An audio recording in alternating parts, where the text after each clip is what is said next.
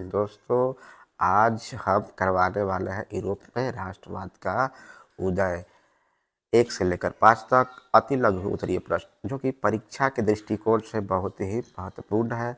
दोस्तों, आप जो ये सब क्वेश्चन देख रहे हैं, मैंने ये सभी क्वेश्चन को करवा चुका हूँ। अगर आप वीडियो नहीं देखे हैं तो आप वीडियो को जरूर देख लेंगे। तो आइए चलते हैं आज का क्वेश्चन की ओर। तो देखिए, आज का ये फर्स्ट क्वेश्चन, रूढ़िवादी कौन थे? तो दोस्तों, उदारवादियों के विपरीत रूढ़िवादी वे लोग थे जो यह मानते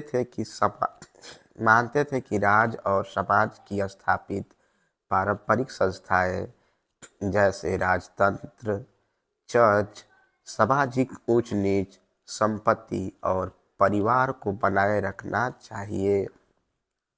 दोस्तों, मैं बता दूं कि रूढ़िवादी जस्ट उल्टे थे, यानी विपरीत थे। किसके? तो उदारवादियों के। रूढ़िवादी चाहते थे कि समाज में राजतंत्र बना रहे, यानी राजा का जो शासन है, राजा का शासन चलते रहे। और एक और पॉइंट आप देख रहे होंगे, चर्च। चर्च का मतलब हुआ कि पहले के समय पे चर्च में बड़े बड़े लोग जाते थे, वहाँ पर छोटे लोग नहीं जाते थे, प्रतिबंध था उन पर, वे नहीं जा सकते थे। तो रूढ़िवादी लोग चाहते थे कि ये समाज में ये सब बना रहे। ठीक है।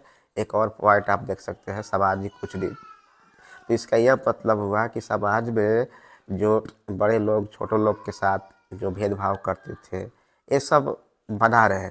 ठीक है। तो जस्ट उदारवादियों के विपरीत रूढ़िवादी लोग थे। उम्मीद करते हैं कि यह क्वेश्चन आप समझ गए होंगे। तो अब चलते हैं नेक्स्ट क्वेश्चन की ओर। तो नेक्स्ट क्वेश्चन देखिए क्या है। काउंट कैमलो दे काउर कौन था?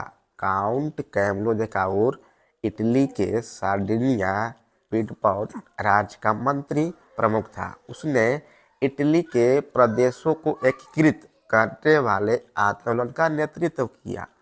यानी यह इटली का एक मंत्री था, जो कि यह क्या था कि इटली जब एकीकृत किया गया तो काउंट कैमलो द काउर का इसमें महत्वपूर्ण योगदान था। ठीक है। तो यह भी आप समझ गए होंगे। चलते हैं क्वेश्चन 3।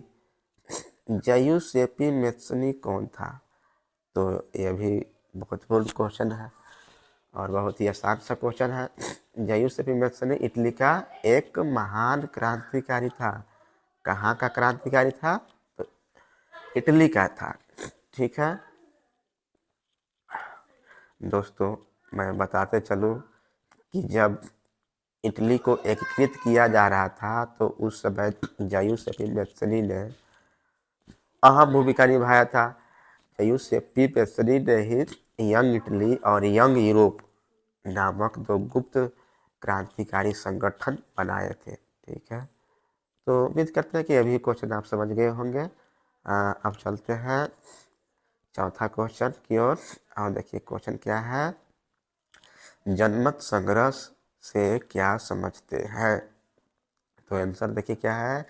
एक प्रत्यक्ष मतदान जिसके जरिए एक क्षेत्र के सभी लोगों से एक प्रस्ताव को स्वीकार या अस्वीकार करने के लिए पूछा जाता है। दोस्तों, जनमत संग्रह का मतलब क्या होता है? जनमत यानी जन मतलब जनता, लोग, और मत मतलब उनके विचार। तो यानी जनमत संग्रह क्या चीज है? लोगों के विचार का एक संग्रह है। ठीक है। तो आई होप, उम्मीद करते हैं कि ये भी क्वेश्चन आप समझ गए होंगे। तो आइए चलते हैं आज का अंतिम क्वेश्चन की ओर, यानी 5वां क्वेश्चन। तो 5वां क्वेश्चन क्या है। निरंकुशवाद से आप क्या समझते हैं? बहुत ही इम्पोर्टेंट क्वेश्चन है, इसको आप याद कर लीजिएगा। तो आंसर देखिए क्या है। ऐसी सरकार या शासन व्यवस्था जिसकी सत्ता पर किसी प्रकार का कोई अंकुश नहीं होता। ठीक है। इस पॉइंट को अब आप समझाने जा रहे हैं। तो देखिए फिर से इसको पढ़ते हैं। ऐसी सरकार या शासन व्यवस्था जिसकी सत्ता पर किसी प्रकार का अंकुश नहीं होता। ठीक है, आगे पढ़ते हैं। ऐसी राजशाही सरकारों को निरंकुश सरकार कहा जाता है, जो अत्यंत केंद्रीकृत, सैन्य बल पर आधारित और दमनकारी सरकारें होती है। तो दोस्तों मैं बता दूं कि यह जो क्वेश्चन है इसको थोड़ा सा मैं अपने स्तर से समझाने का प्रयास करता हूँ। जैसे निरंकुश का मतलब हुआ कोई राजा है, ठीक है, और वह अपने प्रजा को अपने समाज पर शासन कर रहा है, और उसमें जनता जो है, जनता अगर चाहे कि अपनी मर्जी से कोई भी कार्य करे तो ऐसा वो जो निरंकुशवाद का जो शासक है वो नहीं करने देगा। क्यों? क्योंकि निरंकुशवाद जो शासक है वो अपनी मर्जी से कोई भी कार्य करेगा, अपनी मर्जी से। इस पर जनताओं का कोई भी हक नहीं है, जनता अपनी इच्छा से कुछ भी कार्य कर नहीं सकता है। इसका नाम ही है निरंकुशवाद, यानी जो शासक है अपनी इच्छा जो उसको पद करे वो ऐसे करेगा। तो उदाहरण के तौर पर आप जान सकते हैं नेपोलियन बोनापार्ट भी एक निरंकुशवाद शासक था, जो कि अपनी मर्जी से जो भी चाहता वो करता था। तो उम्मीद करते हैं कि यह भी आप क्वेश्चन को समझ गए होंगे। तो दोस्तों उम्मीद करते हैं कि आप वीडियो को बहुत ही ध्यान से सुने होंगे। तो अब चलते हैं, हम वीडियो को अंत करते हैं क्योंकि वीडियो लंबा भी हो जाएगा।